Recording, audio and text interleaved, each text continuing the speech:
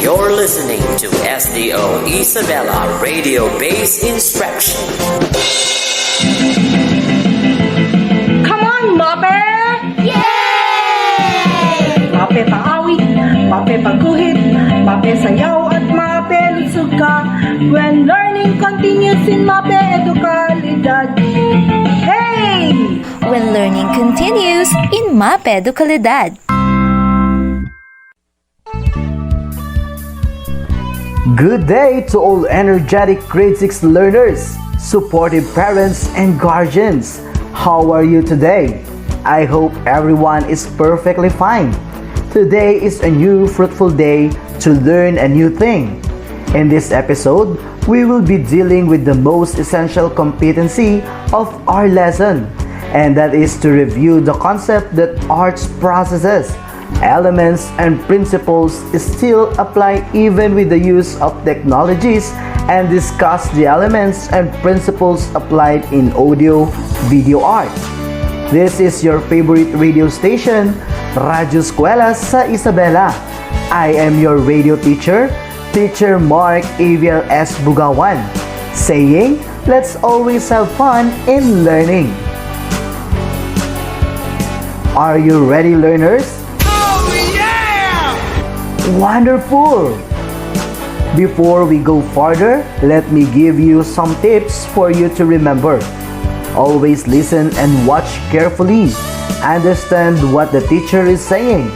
Prepare your papers, notebooks, and pen that can be used to record the important concepts of our lesson and to answer the exercises, and art materials to be used during the activities. Just imagine that you are about to have a long travel today. You need to get ready for all your learning materials for you not to be disturbed while listening and doing the activities. Let's have a brief recall of our past lesson about the steps in creating an actual 3D digital enhanced product design for a paper bag. But before that, may I ask you, do you know how useful a paper bag is? Great! Can you give what are the other uses of using paper bags? Alright! We can use it for gifts, for buying foods, to avoid the use of plastics. What else, my dear students? Nice! Okay, during the past discussion about paper bags, can you still remember how to make a paper bag? Okay, let's remember the process in doing paper bag. First, we need to follow the guidelines or steps, and we must gather the needed materials for doing the paper bag making. Again, my dear students, let's start now reviewing or remembering how to do paper bags. First, open out both sides of a base by flattening the corners. Tape or glue the base of the bags. Insert the handle using a ribbon, then add some accessories to enhance. Make sure that the bottom is completely glued. Paste the overlap sides. Make sure that the glue dries up completely. Open out both sides of the base, flattening the corners. Tape the base of your bag.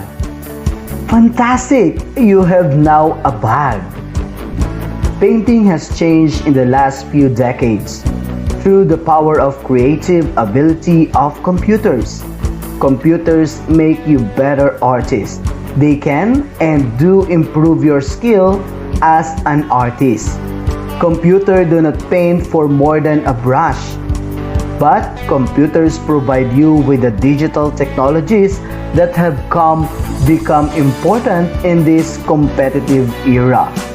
My dear learners, are you ready now for a new lesson? Oh yeah! Let me just mention about some guide questions for us to be directed in and what lessons we are about to take. What are the differences between digital painting and traditional painting? What are the elements of arts? What are the principles of arts? Okay. What is digital artwork? Very good. Yes, my dear students. Digital artwork is a painting from computers or any gadgets. What else? Yes, very good. They are paints from an application. You are all correct, my dear students. So let's learn more about the digital arts. Digital arts is an artistic work or practice that uses digital technology as part of the creative presentation process. Again, how do we call an artistic work that uses digital technology? Correct! We call it digital art. Digital painting shows an emerging art form in which traditional painting techniques such as watercolor, oil,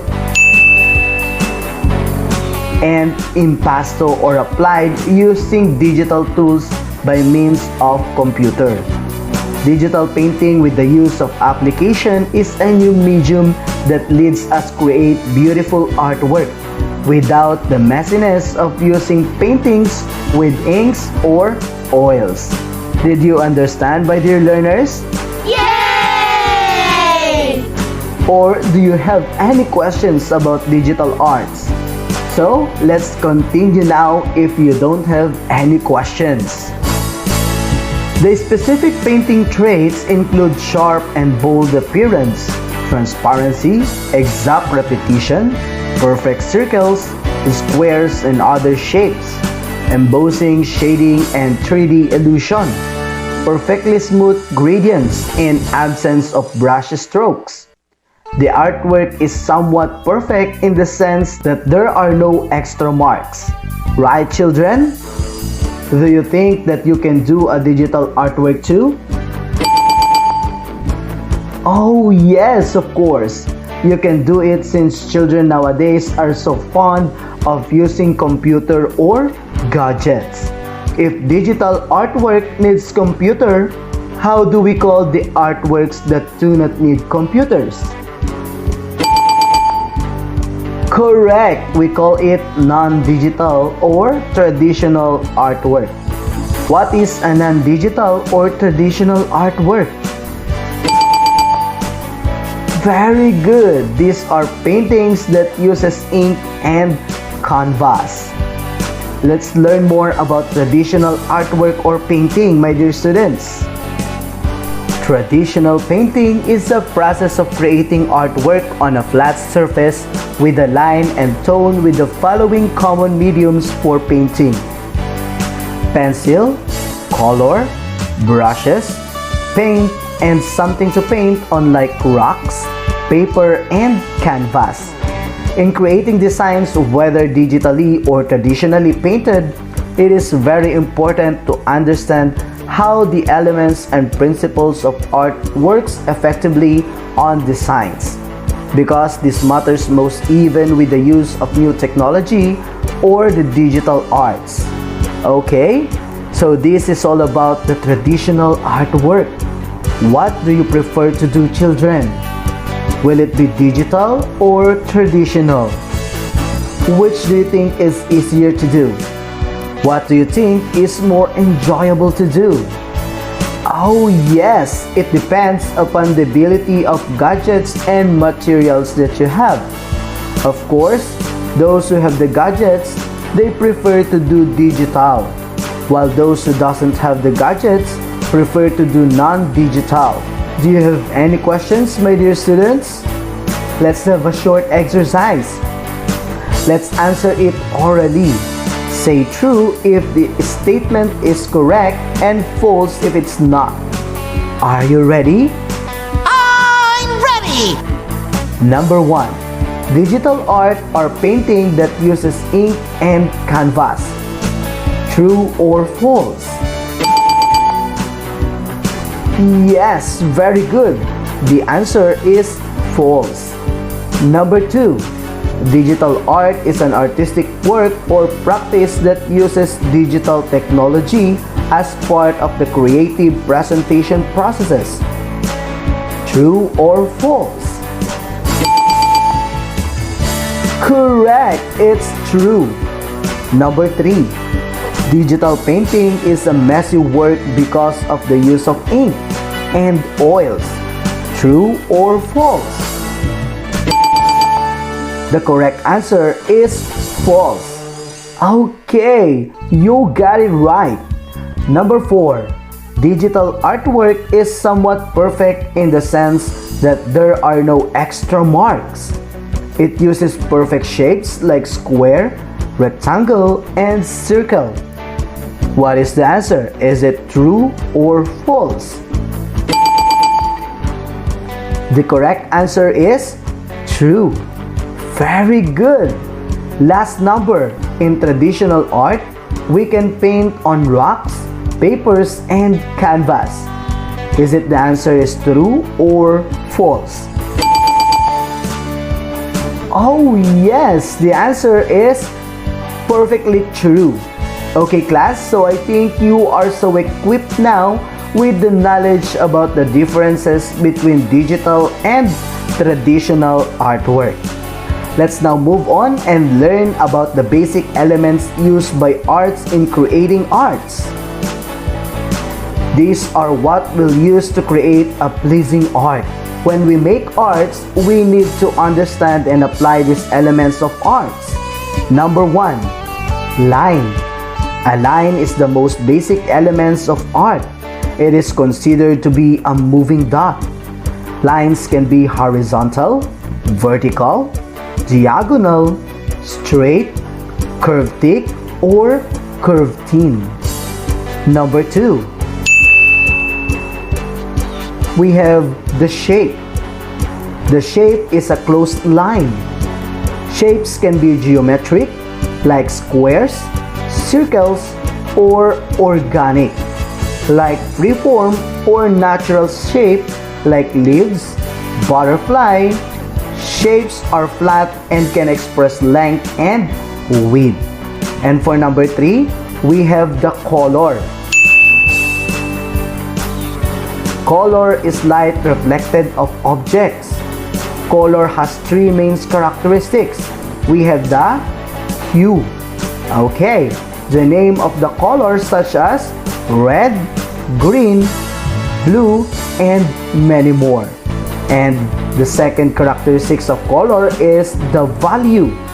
It is how bright or dull it is. It can be bright, dull, dark, or light colors. There are primary, secondary, and tertiary colors. For number 1, we have the form. These are 3-dimensional shapes expressing the length, width, and we have the depth.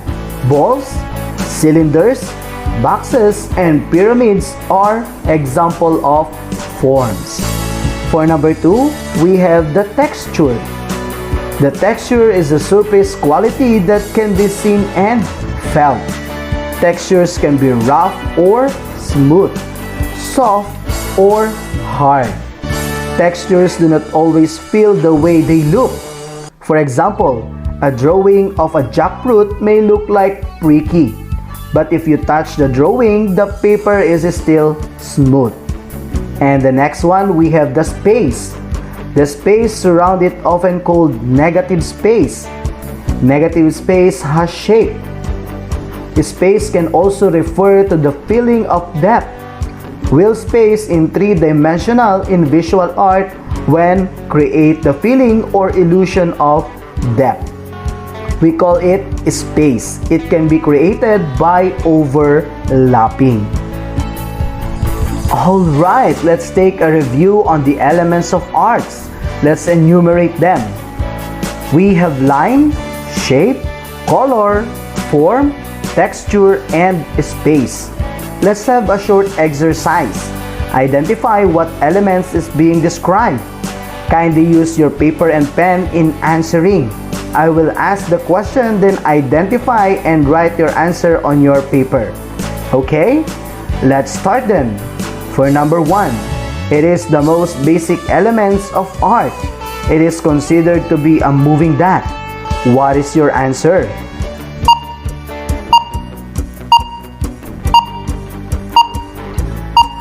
For number 2, it is the light reflected of object.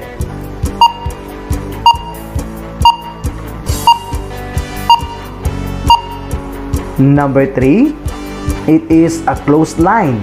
It can be geometric, like squares, circles, or organic, like freeform or natural shapes, and are flat and can express lengths and width.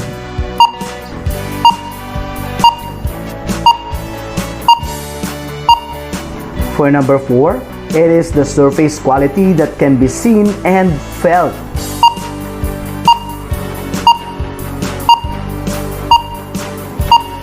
And for the last number, it is the illusion of depth. Kindly check your answers. For number 1, the correct answer is line. Number 2, color. Number 3, shape. Number 4, texture. And number 5, perspective. Did you get all the answers?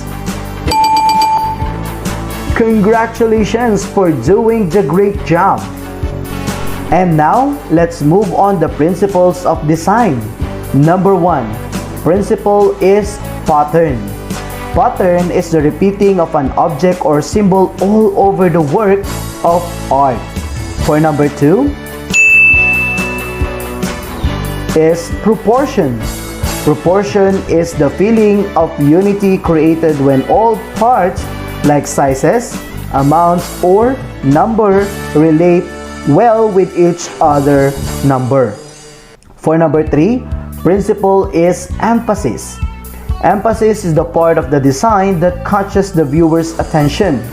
Usually, the artist will make one area stand out by contrasting it with other areas. For number 4, principle is balance.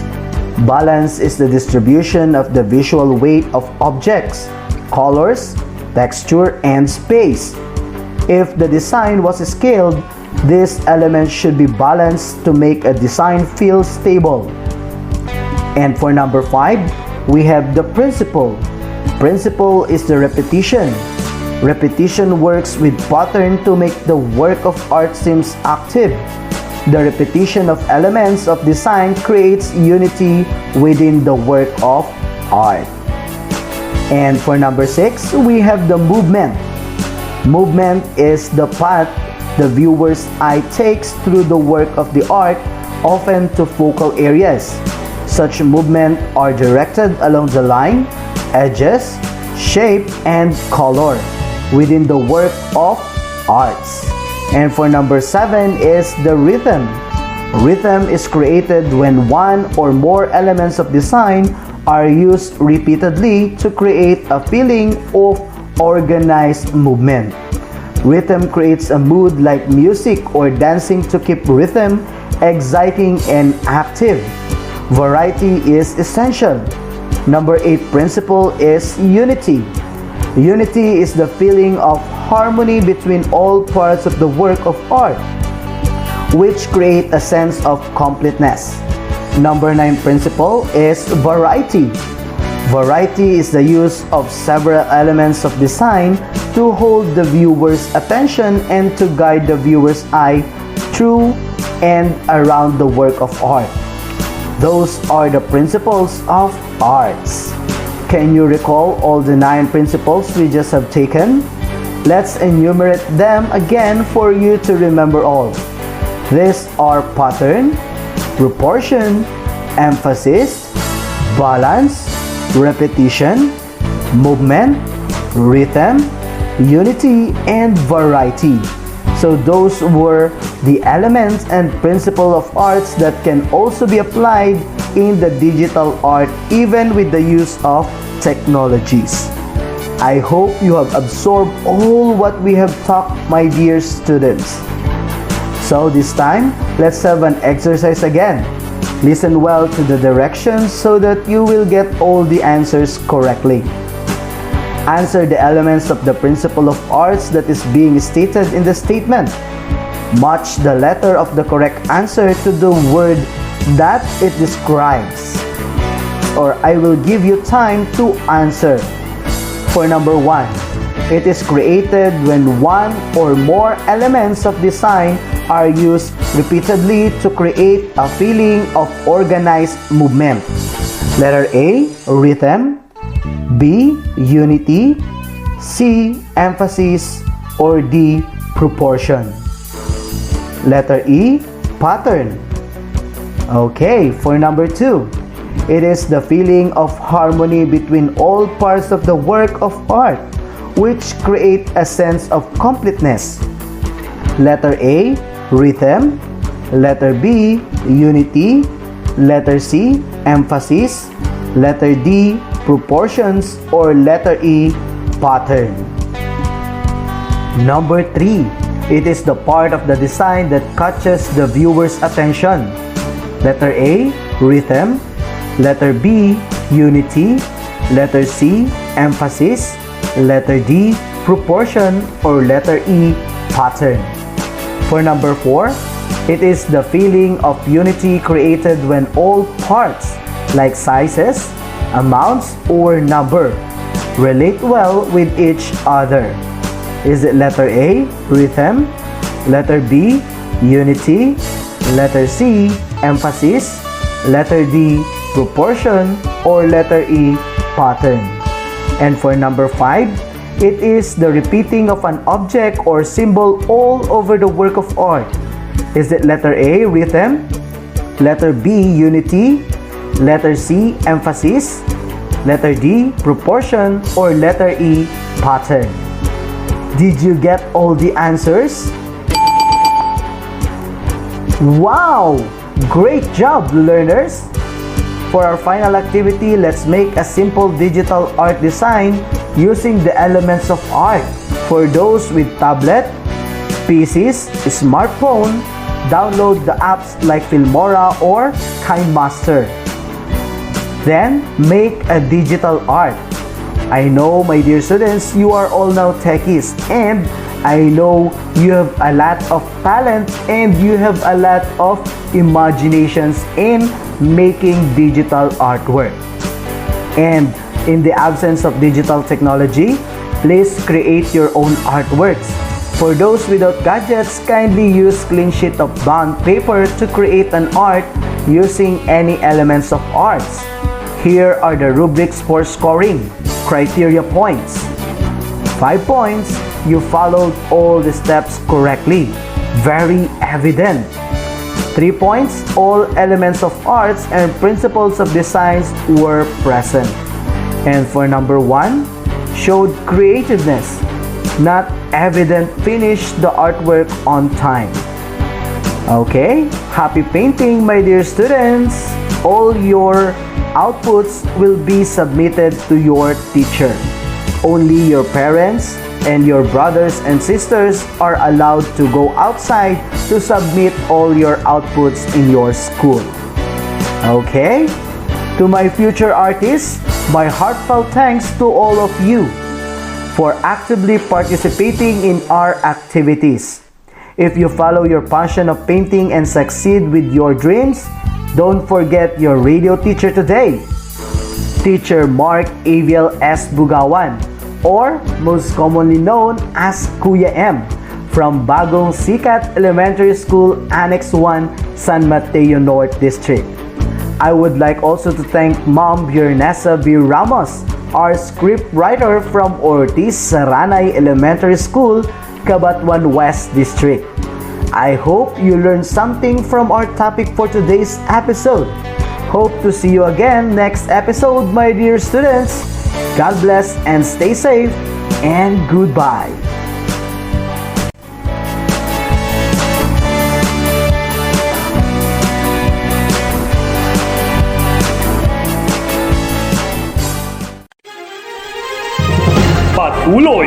Patuloy ang edukasyon para sa ating henerasyon. Sa daan ng pagkatuto ay walang may iwan. Kaya halina sa Radyo Eskwela!